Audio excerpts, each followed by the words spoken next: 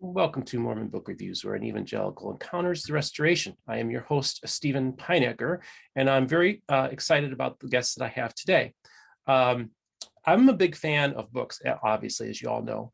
And one of the people that I was introduced to a long time ago was by a gentleman by the name of Curt Bench, who is one of the people talked about in this book, Salamander. So this would probably be the first time I would have heard of Curt Bench and read this book many, many years ago.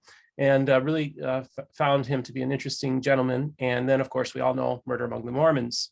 And so I have somebody here who is the son of the founder of Benchmark Books, Curt Bench. Welcome to the program.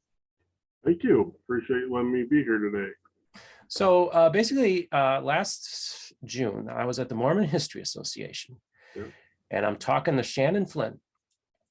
And I'm having a nice conversation, and right next door was the booth. So you guys have a booth every year at the MHA. And your father came to me and was very kind, was a gentleman, was very interested in hearing my story, which I thought was really cool.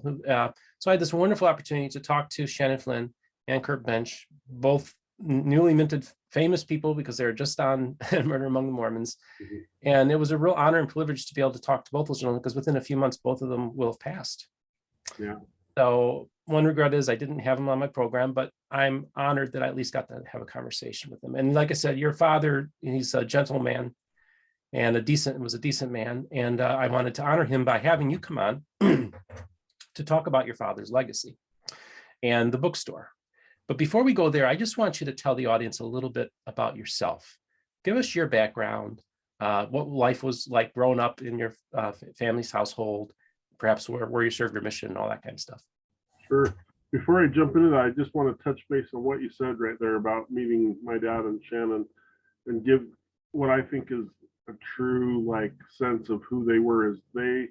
My dad especially was open and loving to everybody really that he came in contact with, especially if it was at his bookstore, because he figured they wanted something in a book or some article or whatever it was, and he was more than happy to provide that information and talk to someone about their ideas. And really, this store has become a gathering place in many ways for people, and maybe we'll get into that later, but that's one of the things that I love about this store and this business and growing up in my family, is that we were open to a lot of different ideas and philosophies, and just hearing from people, because everybody's a little different, even if you're all in the same organization or religion or whatever it is. And so anyway, that was a good testament of him and his values and all. So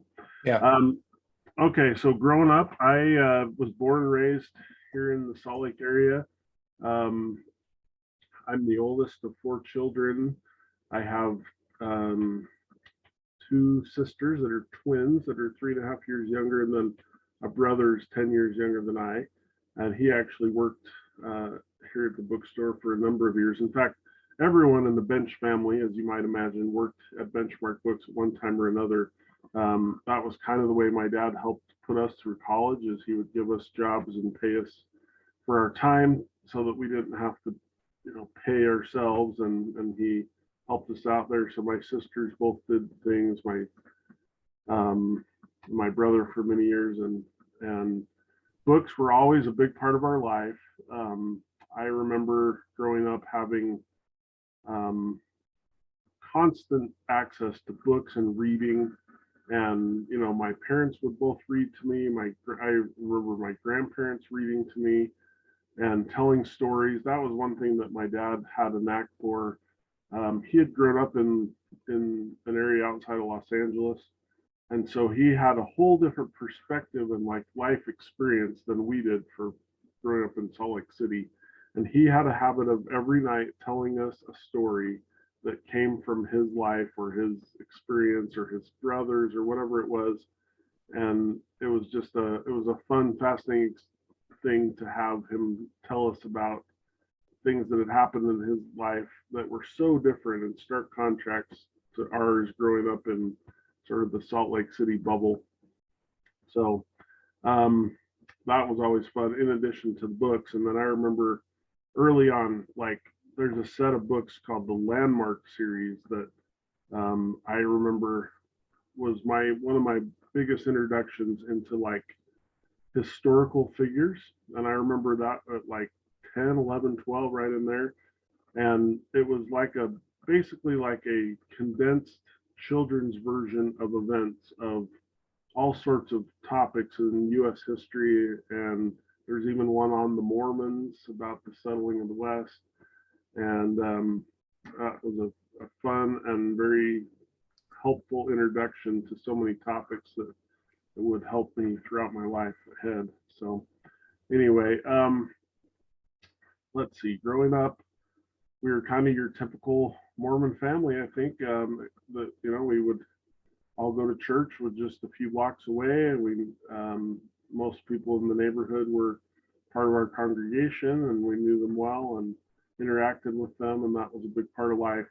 I had a wonderful experience growing up in scouting. That was a huge part of my life that the church sort of was a big part of, because that's how they set up the troop in my area, was based on our ward. But that provided me with a ton of life experiences that I wouldn't have otherwise, because my dad was not a camper. My family was not really into camping or going out in the mountains too much, and I got to do a lot of that kind of stuff. And so I feel like I learned some lessons about life on how to survive, sort of, and how to get by without everything I needed, maybe. And it was really focused on camaraderie and helping each other out and being friends with those around us, and provided me with some really great life lessons. Well, sounds like you had a wonderful, idyllic childhood.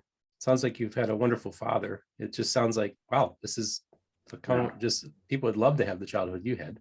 Yeah, and you're around books. I mean, I was very lucky. Absolutely. I mean, we just, I probably did not know most of the time how much my parents did for us, and like how hard my dad worked. So he worked for Deseret Book back then.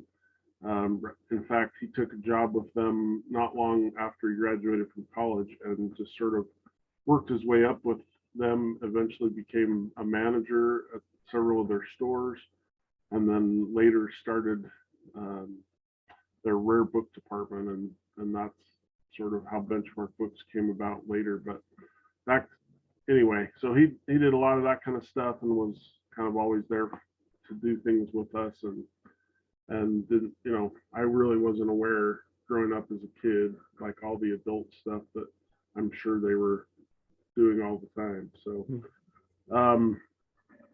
I graduated from high school, and I went away to school for a year. I went to Utah State, had an amazing experience up there. I remember one of my favorite memories from my freshman year of college, prior to leaving on a mission, was I took an institute class from the former institute director, Ken Godfrey. I don't know if that's a name that you've run across, but he's written a number of books on both local communities in Cache Valley, but also he wrote in large part one of widely used manual for the church about the history of the church.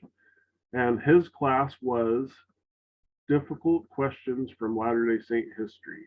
And it was mostly attended by, I would say, like 90% of those were community members that came to be a part of it, adults.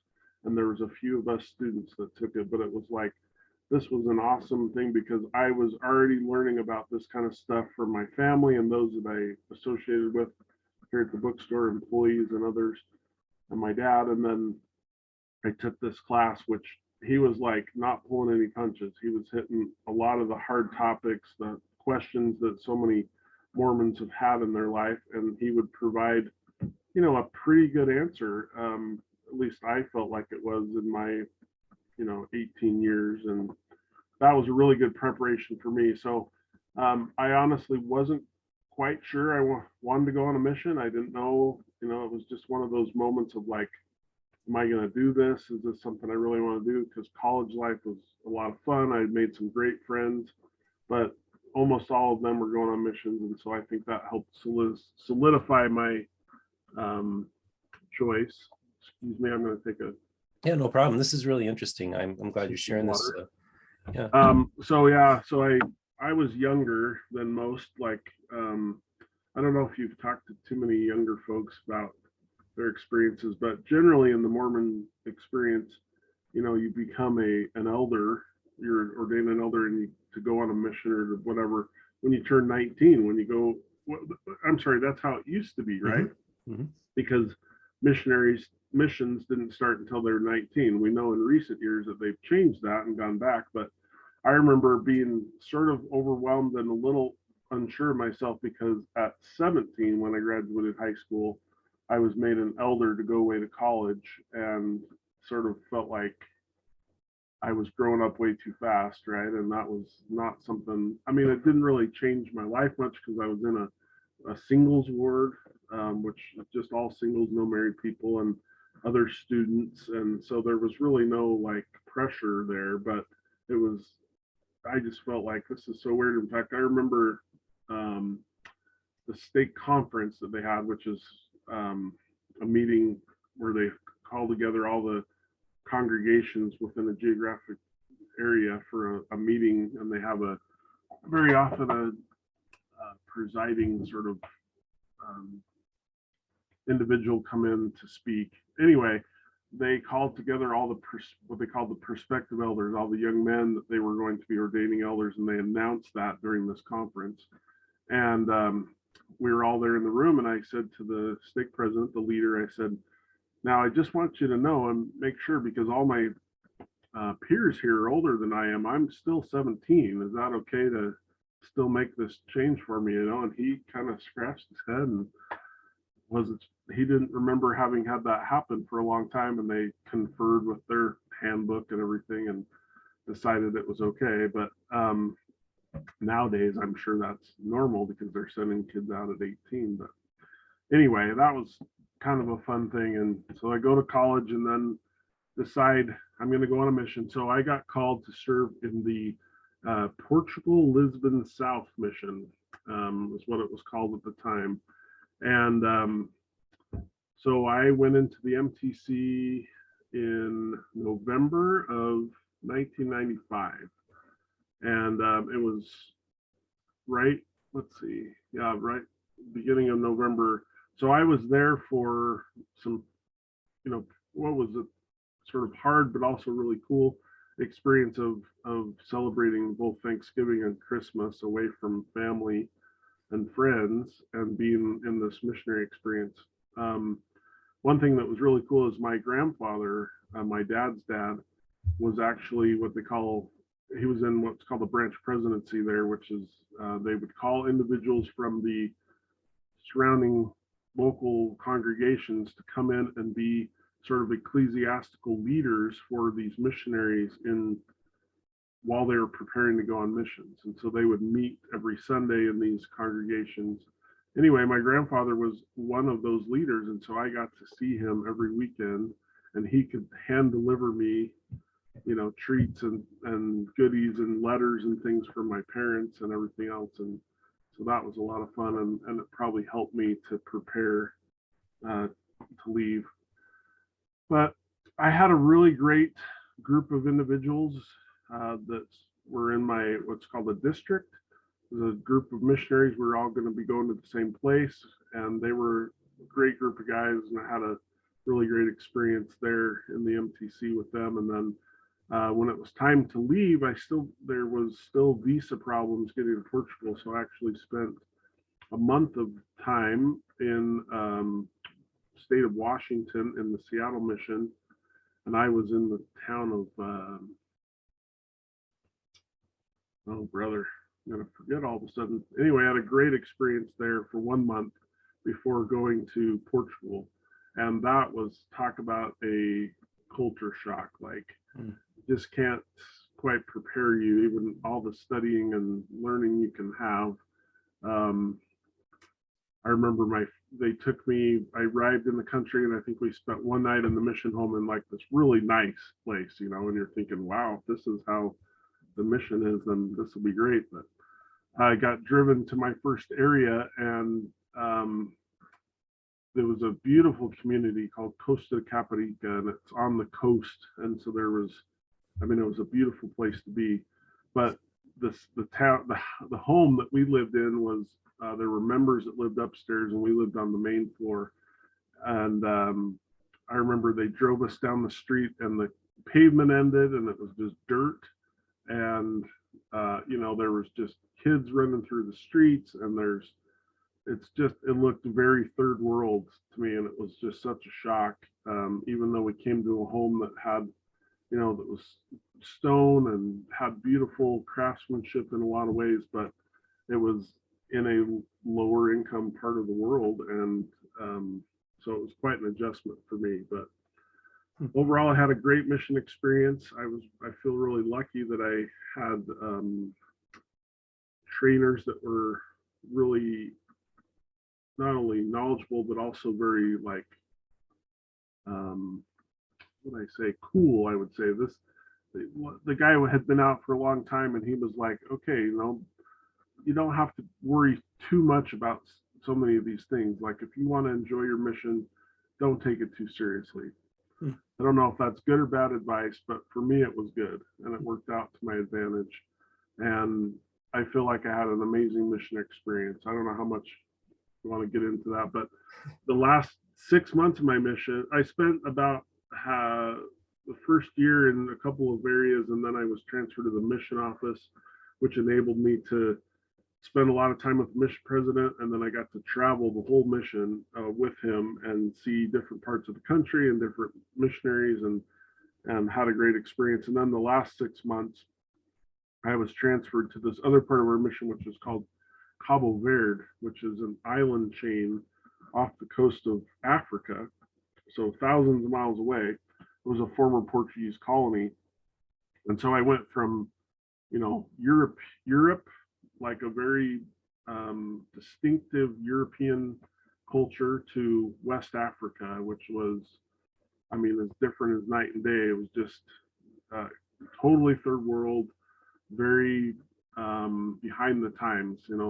Technology was somewhat available in Portugal, but in Cape Verde there was basically nothing. You had television, but there was no internet, no anything like that. And so it was a very great experience for me. The people were extremely kind and humble and loved Americans. And so, I had this great experience. I ended up, my last area there for 5 months, I lived on the side of a volcano. This island is based on a volcano, and the road that would go around it, and there were various settlements, and I lived in a village with my companion, and I were the only white people in the whole town. And it was an hour drive to the main city, so we were pretty isolated, and it was beautiful people. Had an amazing experience. And I'm curious, how tall are you? I am 6'9". Yes. So it's so I run into all these giants. I'm usually the tallest guy in the room, and I've been getting Rod Meldrum and John DeLynn and you and everybody. But I would imagine that you're 6'9" white guy. Yeah. Imagine you made quite an impression on people. Yeah. I was still growing on my mission back then a little bit, but absolutely. I remember that first area that I mentioned, my trainer, he was right around 6 foot. And so, yeah, we would knock on someone's door, and I'm sure that was the last thing they wanted to open the door, were these two great big white guys, right? But yeah, so I definitely attracted attention because of my height, for sure. I have to ask, did you play basketball in high school? I did, but I was never very good. I ended up having leg surgery my sophomore year, and that kind of took me out. So I was mostly a manager for the basketball team, which was a fun experience. It really was. But I unfortunately was never a player of any magnitude. Cool. Well, this is great. I'm glad you're detailing your experiences and everything. And I want you to talk maybe a little bit about, because I do want to talk about your dad and his legacy in the bookstore, but I want to kind of also just find out a little bit more about, okay, so you served your mission, and then did you go back to school? Yeah.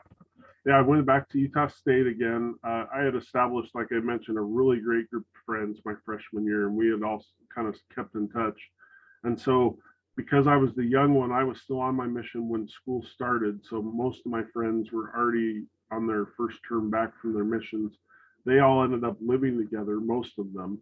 And so I was the lone one. I came a quarter, back then it was the quarter system. I came like a quarter later than everybody, and they were all established. So I got a room in a nearby apartment, but living with total strangers, which wasn't a big deal because I'd been a missionary. Like, meeting new people all the time was no big deal.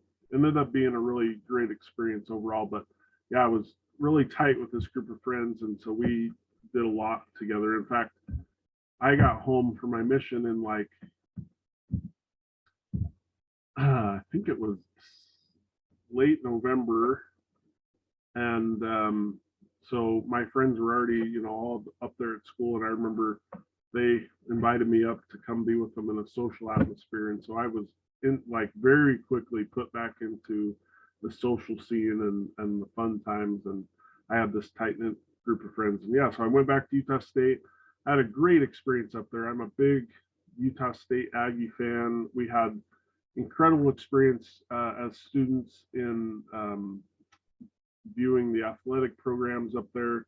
That was a really bonding experience for me. I had a great professor that I don't know if you've ever run across or talked to, Ross Peterson.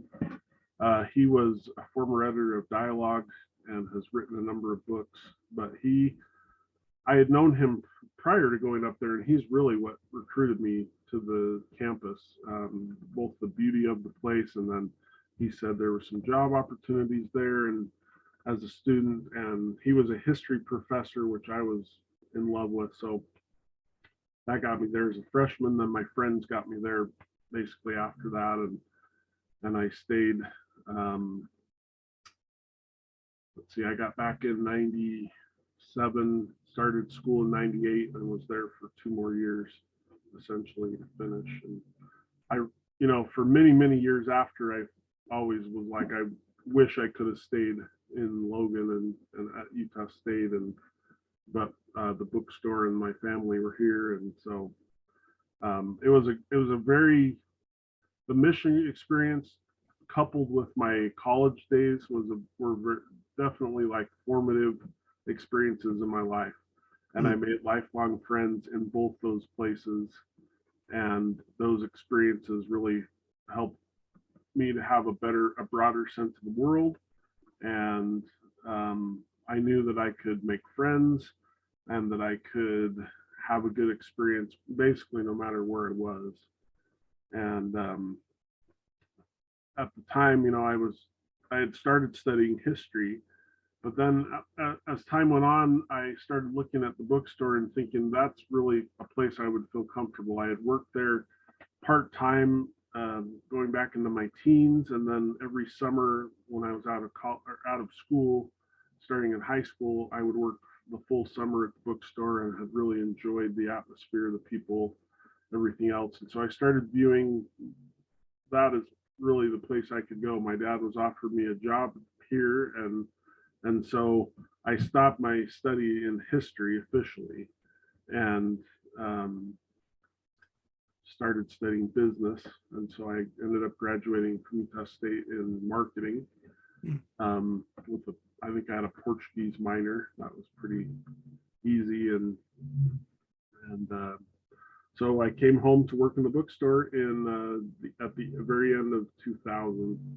Wow. And so wow. So basically this has been your lifelong things. I mean, working at the book. Okay, that's great. I'm glad we got to that point. So you start working at the bookstore around the year 2000. So why don't we go back in time a little bit and let's talk about your father.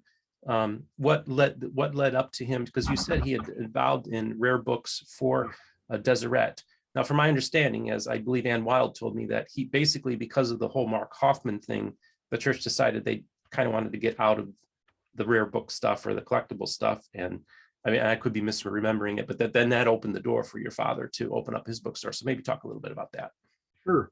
So yeah, I apologize. I don't have the years exactly down, but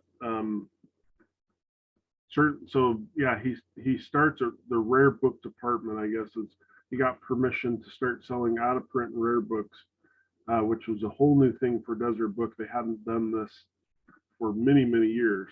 One thing that my dad loved to collect were old catalogs issued by publishers and bookstores and things like that. And just a few months before he passed away, he actually obtained a Desert Book catalog from the 1930s.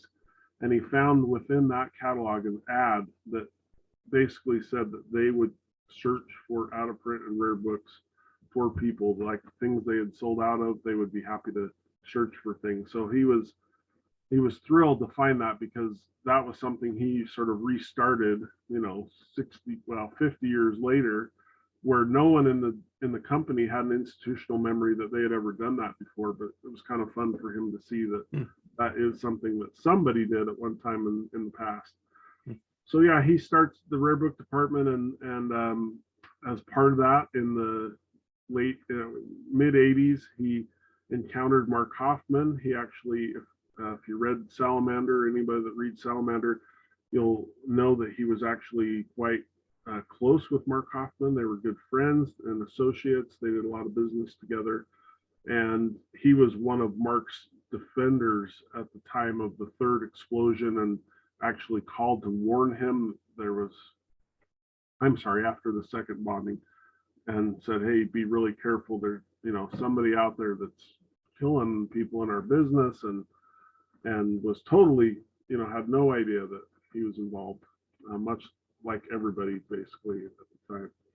So that all happens, and actually the Desert Book suffered minimal losses, or losses that they were okay with. And so they actually were okay after Mark Hofmann's arrest, and they were continuing with the rare book department at that point.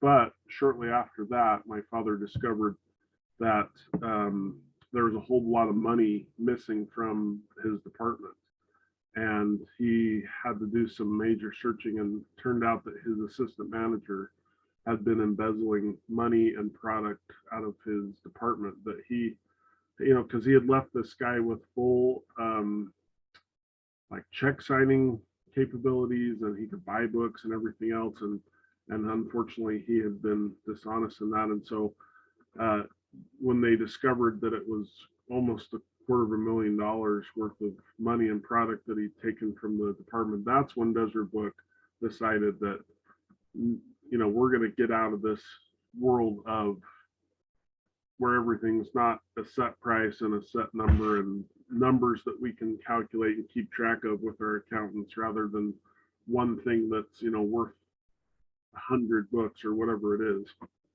And so that's in 1987, where they fire that individual. He's actually prosecuted, but only given a fine and parole, essentially. And so my dad decides that he'd like to continue with this type of business, because it's something he really excelled at, and had met a lot of people, found some amazing products over the years. He tells a story of selling one of the first copies of the Book of Commandments that was in private hands, and he talks about that happening back in the 80s. And I think, if I remember right, he ends up buying it for $16,000. Talking like 1984 or something like that, which was like way more money than they'd ever spent on one single item. But he found a buyer for it that was willing to pay $21,000. And then later in his career, much later, he helped to sell that same copy of the Book of Commandments, and at that time it sold for like $600,000. So within a 25-year period, it had gone up an incredible amount, and nowadays they're $1 million or more. So anyway, I just have a quick question for you. Yeah, so please. Your father was good friends with Mark Hofmann. You would have been a young man. Do you have any memory of meeting Mark Hofmann? I have a memory of sitting in his driveway when my dad went up to the door to talk to him about something. Outside of that, I don't remember meeting him. We probably did, but I do remember distinctly he lived in a neighborhood not far from where my parents were, and so I remember my dad driving. My guess is to try and get a hold of him because he was notoriously hard to get a hold of, and knocking on the door. And I remember seeing him come to the door, so seeing his face there. But that's the only memory I have of having met Mark Hofmann. Wow, that's really I mean, I interesting. don't know. That wasn't really a meeting. It was me Right. seeing him. But yeah, that's the memory. But yeah, I was only 10 or so at the Yeah. time. Wow. 10. That's really cool. So your father, you said, started the bookstore in 1987? Yeah, so it's the end of 87. Desert Book was really helpful and let him actually buy a lot of the stock and also take on the customer database that he had established and made, contacts with and had gotten close with. And so he spent a couple of months, the end of 87, officially setting up the business. But he says really the doors opened for regular business January of 88. And back then we were in another office building here in Salt Lake. We were actually on the third floor of this building, and in the basement was the Sunstone organization, Sunstone magazine. Mm-hmm. And so that was kind of fun back then to have association with a lot of people at Sunstone that were in that same building. We'd get together often, and then the year I graduated from high school, we found our current location and we moved here. So that was 94. So we've been here now for 30. No, wait, that's not right. Let's see. How's my math? Almost 30. Yeah. Almost 30 years. Yeah, we've been here in this location. Also an office building, which a lot of people find unusual. My dad would always say, if you go to large cities, most bookstores happen to be in office buildings or in buildings, not your traditional storefront. But for us, it's just been the place we needed to be that could give us the right price with also enough space. And, we've made it work. Not opposed to the idea of having a different location at some point in time with the storefront and everything else. But this is just kind of where we've been for all these years. And where are you guys located? What's the address? The address is 3269 South Main Street, Salt Lake City. So it's, people that come from out of town, they say, well, I'm here by Temple Square, where are you at? And we're essentially 33 blocks south of Temple Square, which is about 5 or 6 miles. So okay. Wow. I mean, this is really great. I'm glad we're talking about this because I think it's important that we kind of get your father's story documented, but also tell your story as well. So your father, and actually I just want to ask you a quick question. So if I were to walk into your bookstore, what does it look like? So I'm walking in and just maybe explain to me the layout of the bookstore. Sure. As it is now. Yeah, so we're on the second floor of our building. You come right up the stairs. If you come up the front stairs and walk into our store, straight ahead is a counter where you'll most often find myself and my employee Brian Buchanan, who's probably fairly well known to people these days. Anyway, let's see, to the right side as you walk in are new books. So we carry a variety of new in-print books. That's right up front on the right. And then if you go to the left, there are immediately some glass cases that hold some more valuable rare things. And then there's some tables that are sale tables. So new books at sale prices. And then around the bulk of the room, our shelves go all the way around, and those are our used and out of print books. They're arranged by author. And then in the middle, we have some more A-frames with additional sale items, as well as like sets, periodicals. We have a whole section of Mormon fundamentalism, publications by different groups and individuals there. That's become a big part of our business. We have a section of 3 or 4 bookcases on Utah and Western history. We've got 5 or 6 bookcases of biographies and family histories, and then just a lot of general used books. So yeah, we're definitely an open shop with, you know, a wide range of things. A lot of things that are $10 and under to thousands of dollars for the really rare stuff. So we try and cater to a wide audience. But we're definitely a destination. Like, you're not just going to stumble in off the street and stay very long. We do get some people that see our sign in the neighborhood and come by, and then they realize quickly first of all, we're a Mormon bookstore, and then we sell used and out of print books, and very often that's, you know, people are just looking for something else. So we find that we're a destination, and people do come to us or call us if they can't find something, especially. But we've also developed a you know, a really good customer base that are interested in the new books that are hitting the Mormon book world, that are somewhat scholarly, that come from university presses or private publishers. We don't try and be Desert Book, for example. We don't have much in the way of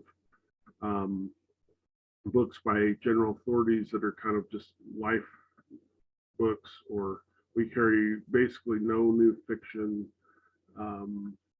It's basically history, biography, doctrinal or scriptural reference type of stuff with, you know, a few other things thrown in, but that's really our specialty.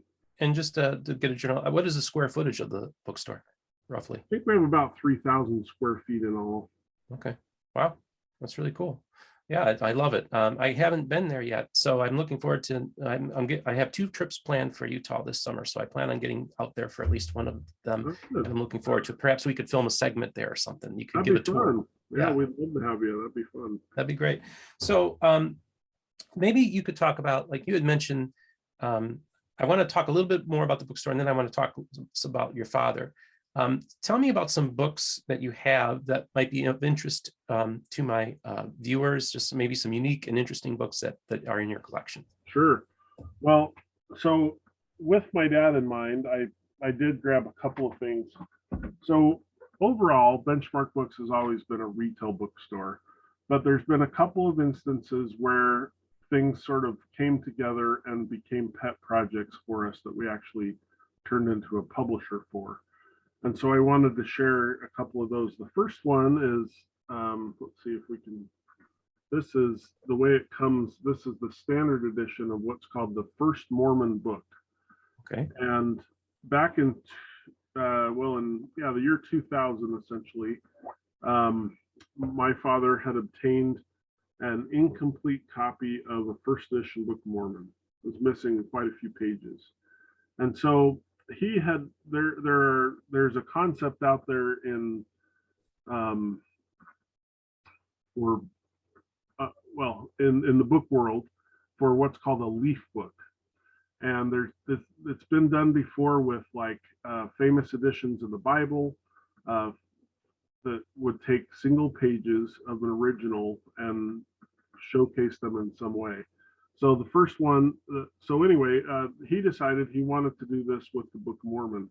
It had never been done before. Didn't know of any Mormon leaf book that had been done, period. But this specifically about the Book of Mormon, which is kind of the thing that everybody seems to know a little bit about. They've heard about some of the high prices that have been brought by first edition Book of Mormons, and it's just always the kind of the thing that people ask when they come into the store. Oh, well, do you have a first edition Book of Mormon?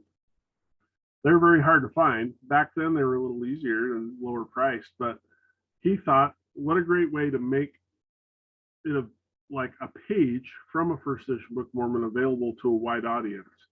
That for those that can't afford, back then prices were like, you could probably get a decent first edition for $50,000 or $60,000 20 some years ago, but that's out of reach for most people. So anyway, we came up with this idea of the First Mormon Book.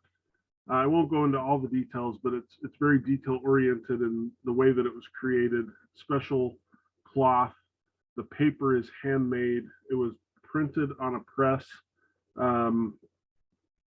with these handmade paper and a specific press. It's the same kind of press that Graham used when he created the first edition Book of Mormon. So that's what was kind of fun, is that it was this letterpress edition. I'll show you, there's a picture of the press. Okay. To indicate this is how it was actually created. So there's a brief history here that Peter Crawley, I don't know if you've run across him, but he's an expert in old and rare, well, just in early Mormonism and books published. And he writes a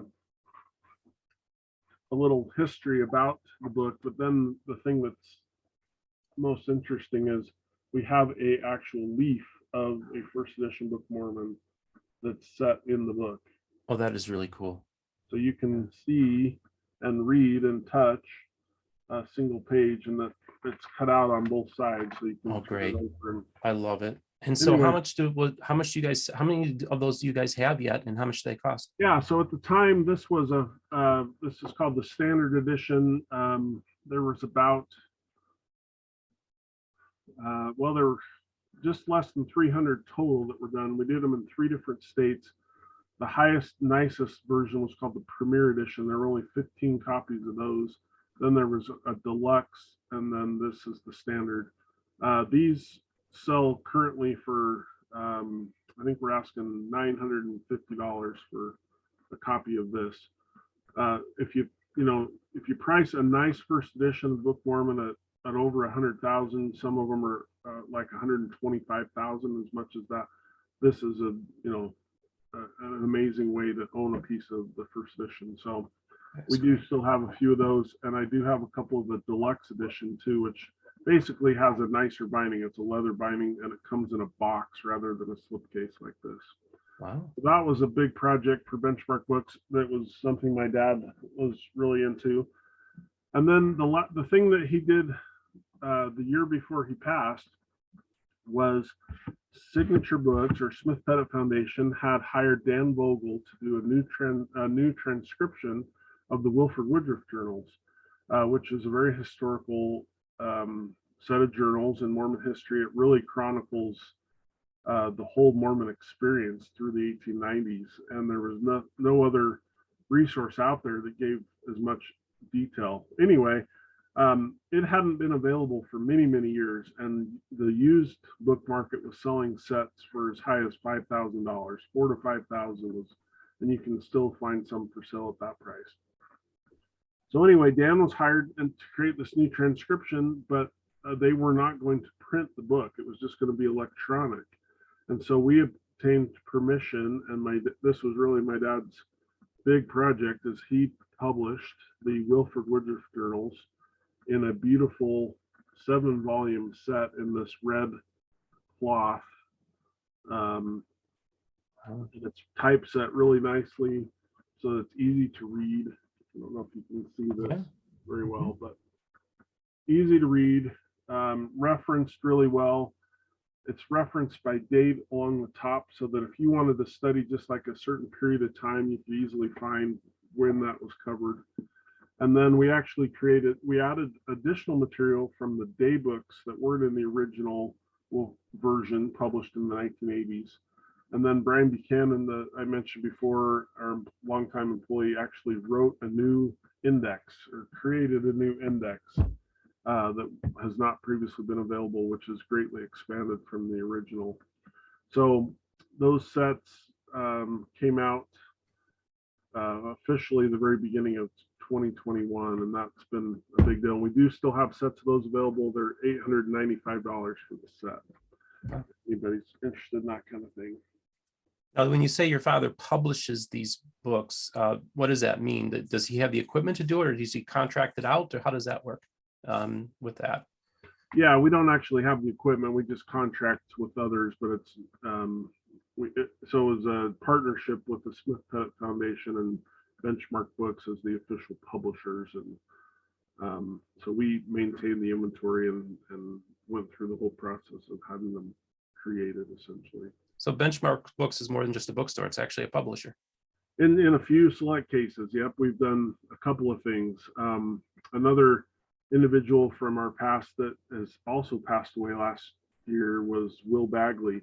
And his famous book, Blood of the Prophets, the Mountain Meadows Massacre, we actually um, published a limited edition of that, a leather-bound edition. So that was another project that we took on that we did in a limited edition. I do still have a few of those, but that's the kind of thing we've done in the past. Very few things, but they tend to be fairly substantial and fun and different. So I think you guys need to get in touch with Signature Books and ask them if you guys could publish Dan Vogel's Making of a Prophet book, because it's not in print, and I think it's important that I mean, all they have is just an electronic version. I even asked them, when are you guys going to come up with a paperback? And they're like, I think. I mean, what's interesting with that is that, when that book first came out, it did fairly well, but then it kind of sat and didn't really do anything for a long time until it eventually goes out of print. And even on the secondhand market, it really didn't do much until he was interviewed. And then, with his Mormon Stories interview, that things went crazy. So yeah, I don't know what decisions they make as far as sales and things go to justify publishing something again, but yeah, I don't know. Yeah, no, it'd be an interesting thing to look at. So so one of the things when I interviewed Anne Wilde was the married to Ogden Kraut, who's, I call him the premier fundamentalist, Mormon fundamentalist thinker, theologian, if you will, of the 20th century. He really is the patriarch of modern Mormon fundamentalism in many ways. And she helped edit about 65 of his books, but she also worked at the bookstore. And she mentioned in the interview specifically, I had the honor to have two great men in my life, Ogden Kraut and Curt Bench. Why don't we talk about that? Yeah, that's pretty amazing. Anne has been an incredible piece of Benchmark Books history, and was there. She actually was hired by my dad at the end of his desert book period to get everything kind of in place so they could open Benchmark Books, and he ended up just keeping her on ever since. And she's been able to bring her background from having done all the editing and printing. She could provide a lot of help in our bookstore and understanding that process and what goes into the creation of books and all those things. But then she had this incredible network of people that she knew from those days, because they would sell Ogden's books to Desert Book and every other bookstore around, and then she just knew so many people that over the years that had wanted to get together and talk to Ogden and she about things. And yeah, she was an incredible reference and resource that I'm sure, undervalued for many years. But yeah, she was with Benchmark Books until she retired 6 years ago at the age of 80. I don't know if she told you that, but I sure hope I'm in as good a shape as she is at 80 to be working and enjoying my life. And yeah, she was incredible. I have really fun memories of growing up, having like a staff party at her home. I can still remember as a teenager when she and Ogden moved from one home to another. We helped, package and move everything. And yeah, Ogden. It was fun to Ogden would just stop by sometimes, chat, and just really great experiences with them for sure. So it's so cool because not only did your father meet a lot of people, but because of your proximity to your father, you got to rub shoulders with some very interesting folk. Yeah. And I think that's what I like about your father is that he was a very open man, open-minded, and was open to different ideas and different people. And so really your bookstore became kind of a melting pot of Mormonism, and an intersection of different ideas. Maybe talk about your father, what made him tick, why he was so inquisitive about other people and their beliefs and open, and just maybe talk about the legacy of your father. Okay, sure. Yeah, we absolutely have felt like we became a melting pot. And my dad was had a lot of experiences in his life. He sort of passed that on to me, and that it was important that we treated everybody with an open mind, and that helped us to be better people. And we don't always agree with what people have to say, but it's interesting to listen to and certainly broadened our perspective and our knowledge base, because we would have access to a lot of different ideas and books and pamphlets and everything else. And yeah, my dad he was really good at talking with people and making friends with them. And, I sort of feel underqualified in a lot of ways because my dad was really there, like in the trenches. Like he would go to the Mormon History Association and he would present and he would chair sessions and he would go to Sunstone and he would be an active participant in a lot of these topics and discussions that sort of helped to shape Mormon studies for what they are today. And I'm here at the bookstore, I'm working, but I'm not in the trenches so much like he was. But he really had a passion for these things and would spend a lot of time in creating papers and presentations that he gave in various places. He authored the introduction to a couple of books that Signature published, and wrote introduction to that one Leaf book that I showed you. So he definitely was very accomplished that way, but and he just had a knack for making friends.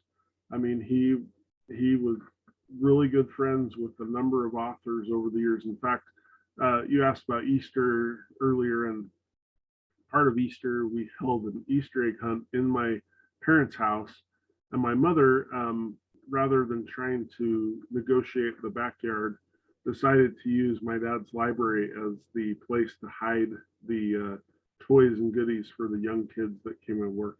I'm sure my dad would probably be rolling over in his grave a little bit, but it was really fun to be down there in the middle of his library and have the kids, pull out little things here and there. But as I was there, I started to look through the books like I always do.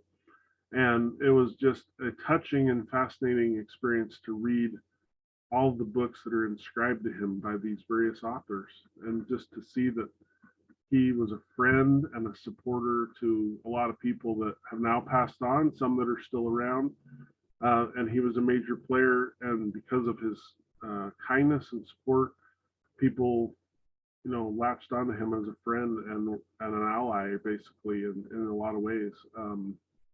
He's told a lot of stories about different authors and their struggles that they had in getting their books published, and the pushback that they had from various people and organizations. And he was right there to promote scholarship and dialogue, and to try not to be too judgmental one way or the other. And I think we've continued that on here in the store. We get people from all across the spectrum of Mormonism, outside Mormonism, that come in interested in finding something in a book or a conversation that we can have. And that my dad certainly set the mold there, and we've tried to continue that. That's great. Because this is a book show, tell me about your father's library. What does it look like? How big is it? Oh man. So I'm sitting in his old office right now, and I wish I could show you, but there are 6 bookcases that are full of books right now that is part of a major collection that he had created during his career of Mormon books in dust jackets. So the dust jacket is the paper cover on a book. Mm-hmm. And, in most cases, they're not a big deal. It's just pretty basic. But over the years, he discovered that this was a treasure trove of information about publishing, about books. It gives prices, it gives availability of certain books. There's a ton of information found on the dust jackets that you would overlook otherwise. And so he started to create and amass a collection of books in dust jackets. Now, his focus was on anything prior to 1960, but he was especially interested in finding things prior to 1940. And he has some really hard to find books in dust jackets. And this is something that he was really working on through the end of his life. The idea of it now is to have it put into a catalog form, and so that the reference can be used by people in future generations. They could see images of those dust jackets, and then these will be sold hopefully to an individual or institution where that will be preserved forever. But he has a couple of good friends that are helping with that endeavor right now, and have agreed to make that happen for him in his honor. So anyway, that's part of it. And then my dad loved books, so he's got a whole section of books about books, history of publishing, all the different things, and some of it's reference, some of it's just fun about books. He also had an affinity for leather books, and he has created quite a large collection of Mormon books that were bound in leather, and that's part of it. And then at home in his reference library that I was looking at, my parents some years ago added on and built a basement in addition to the upstairs, and he was able to get a whole room there with custom built bookcases that he's filled and double stacked and everything else like you can imagine. And it's just mostly reference there. That was there was a whole section of Bible studies and scripture reference kind of stuff. There was a whole section of Western Americana and U.S. history. And then he had his whole Mormon reference and biography reference.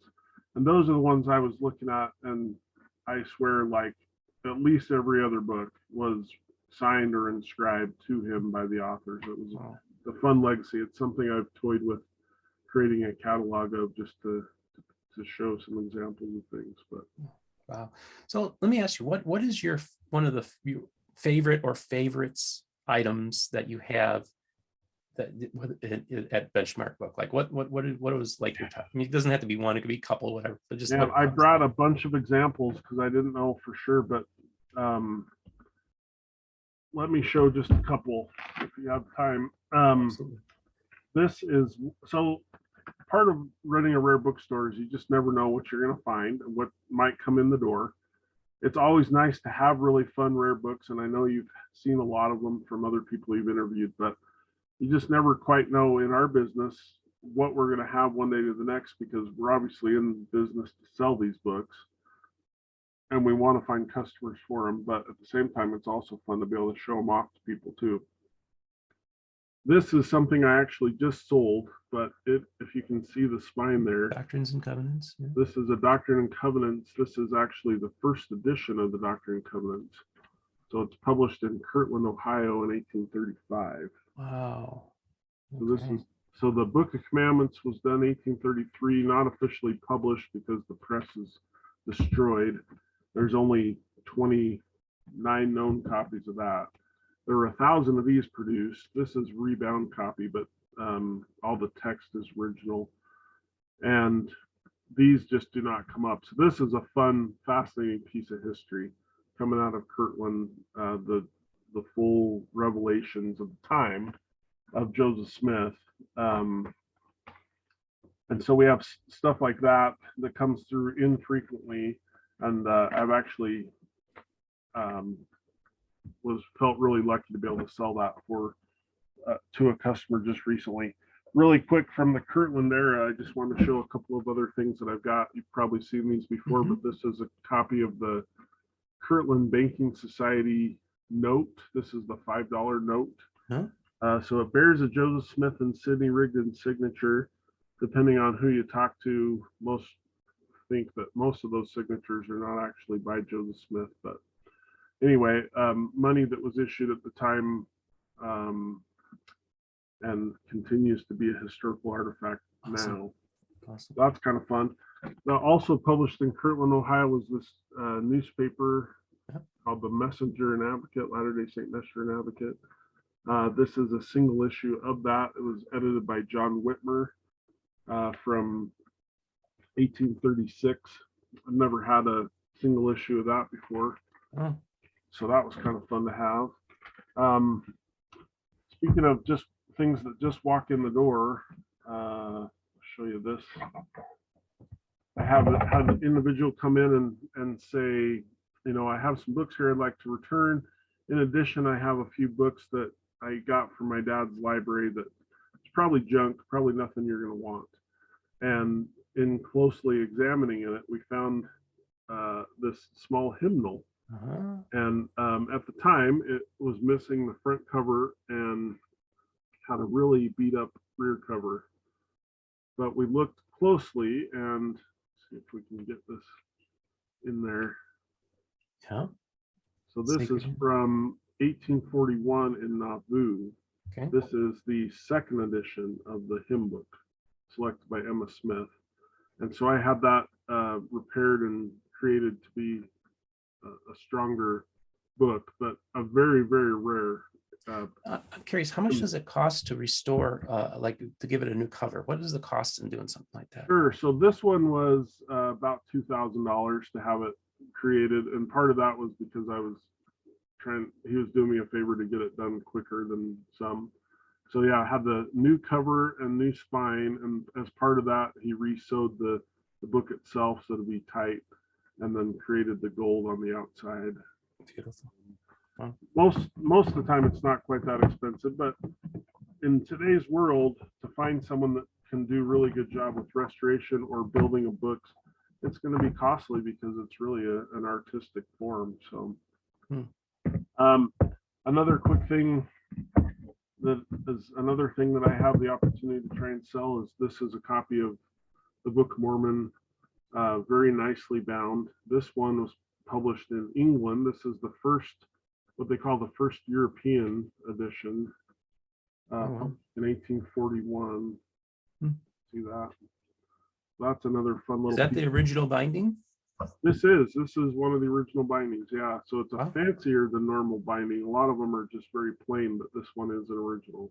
And it's only had just some minor repairs done here, but the rest of it is as is. Wow.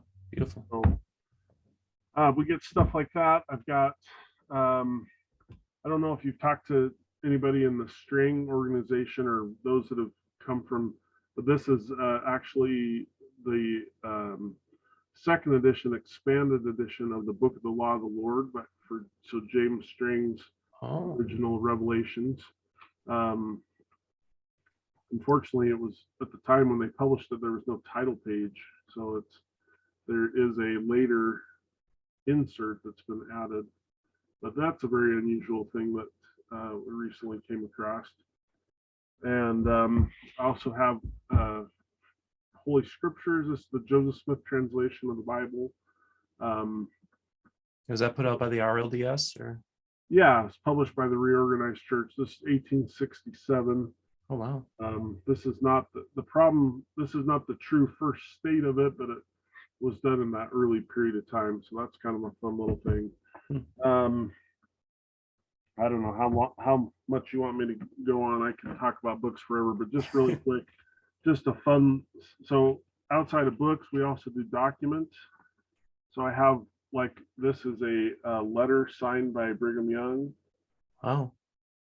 From the Provo Manufacturing Company.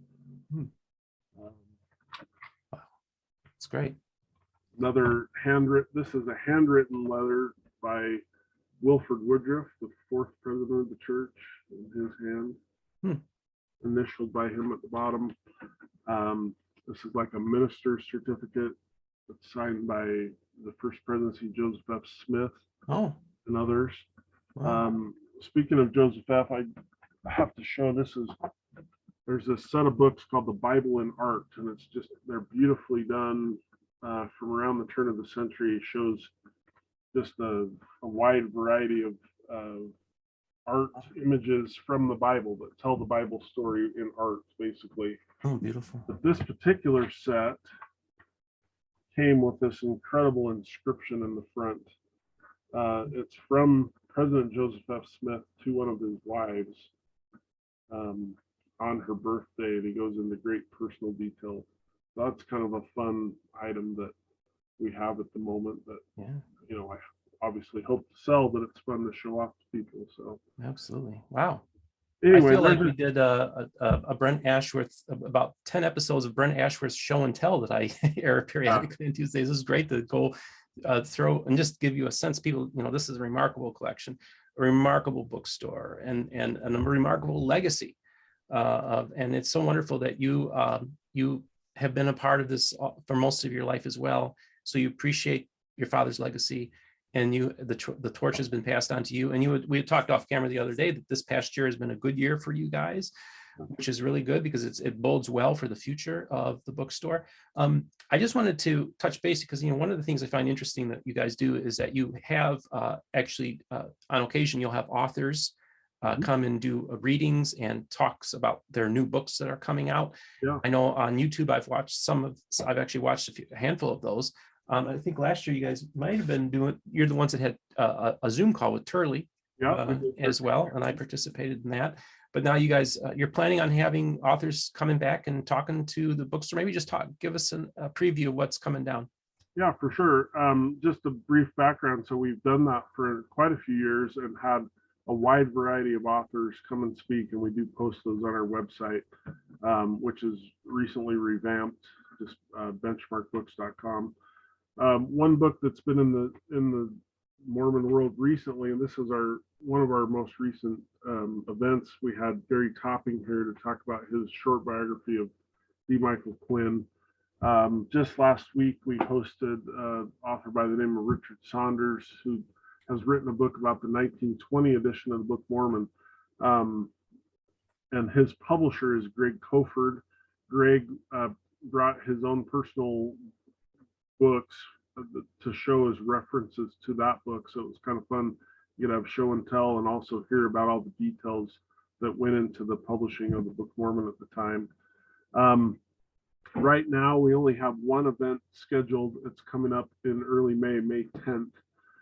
The guy's name is Romney Burke, and his wife is a descendant of a prominent daughter of Brigham Young by the name of Susie Young Gates. And he's written a biography of her. This is published by Signature Books. So we've got that coming out. There's some significant books that are coming out later in the year that we would definitely like to have events with the individuals, but they're still a ways off, unfortunately. Steve, right now in Mormon publishing, it's pretty scarce what's coming out. And so unfortunately, we often have 5 or 6 things in the hopper, but right now we're waiting until books actually come out. There is a new volume of the Joseph Smith papers due out at the end of this month, roughly, and we've often had events with those authors.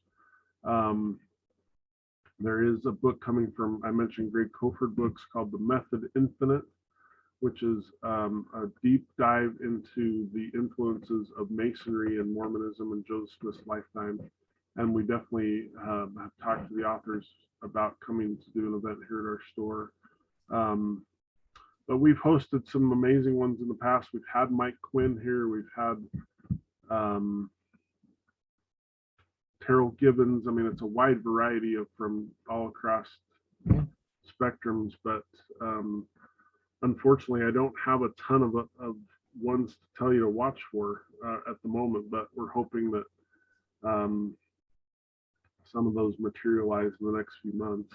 That's great. So you had mentioned your website. It's www.benchmarkbooks.com. It's newly revamped. You actually have your inventory and books that are available. So because I remember going to your website before and it wasn't very user friendly. No, I'm so glad to hear. So maybe talk a little bit about the details of your website and how somebody can take advantage of it. Yeah, absolutely. It's created by a great organization that has done the same for a number of other bookstores and libraries. And so it allows for a shopping cart where you can purchase and have things mailed to you. It allows you to, one of the great features I like about it is you can search by category. So like say you're a biography fan or a document fan or whatever it is, and you look through what's there now, but then there's an option for you to receive notifications every time something new pops up in that area. So that's one thing that we really like, is not only can you join our mailing list, but you could also get email notifications about any particular genre that when we get new things that come in. So the idea behind it is anything that's in our computer system is supposed to be on our website. Now, whether or not we can find it is another story. So we do apologize for that inevitability that sometimes we can't place where things are. We've had our computer system going for about 20 years, the website's only a few months old, so some of those things have slipped through the cracks, but it allows, we do feature a number of imprint books. We post our author interviews there, as well as, so we're still trying to build, putting pictures of a lot of things that are still not there, but essentially it's a fully functioning website, allows you to search our inventory, to kind of get a sense of what we are. We do an extensive book search for people, Steve. I don't know if that's, back in the day, like before email and internet, that was a huge part of our business. And we, in fact, have kept card files that go back to the 80s of people that have requested books that are handwritten requests. Nowadays, you can send that in electronically, and we'll be happy to search for things if we don't have it in our inventory currently. But Wow. Yeah. Well, this is great. I really enjoyed our conversation that we had today. Like I said, it was a real honor to meet your father and to make your acquaintance at the Mormon History Association. You guys are going to have a booth at the Mormon History Association this June, and I'm assuming you're going to have a booth at Sunstone in July, correct? Yeah, we will. So just folks, it's these events like Sunstone and Mormon History Association. I'm a member of the Mormon History Association. It's open to lay people. I haven't been to Sunstone yet, but I'm definitely planning on getting there this year. And then, of course, you have your location where the people can come, and you're open Monday through Friday. What are your hours? We're 10 to 6 Monday through Friday. 10 to 6 Monday through Friday. And so then check out the website, and when next time you're out in Utah, check out the bookstore, especially during the weekdays. If you happen to see him at a conference like MHA, make sure you say hello to Chris. And maybe you could maybe if you see Chris, maybe you could talk to him about your father, how his father's legacy had an effect on you, because I think there's a lot of people who have a lot of stories to tell about Curt. Chris, I want to thank you so much for coming on to the program. Was there any final words you'd like to share with the audience? Basically, I had a joke that I wanted to tell you because it's sort of the exact epitome of what my dad was. He was off the cuff funny, and he could come up with these things, but this was the ultimate, I think, epitome of my dad. And it was, we started a band and called it Books, so no one could judge us by our covers. And that's the kind of person my dad was. He wasn't about judging by the cover. He wanted to read the book and find out what you had to say.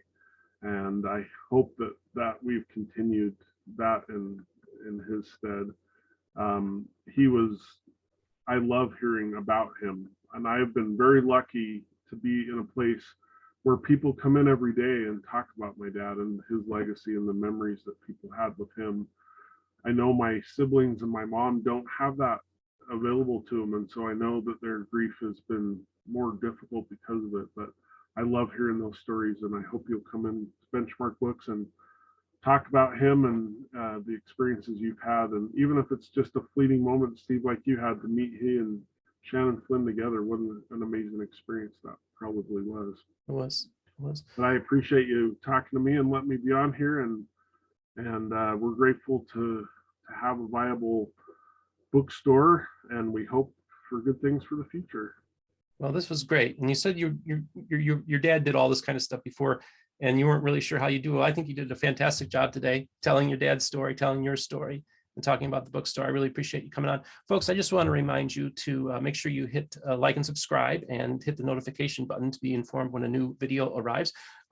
If you want to reach me, it's mormonbookreviews@gmail.com. We are also expanding to more formats on our podcast. So we now have added Audible and one other, in addition to all the other major podcast formats that we're on.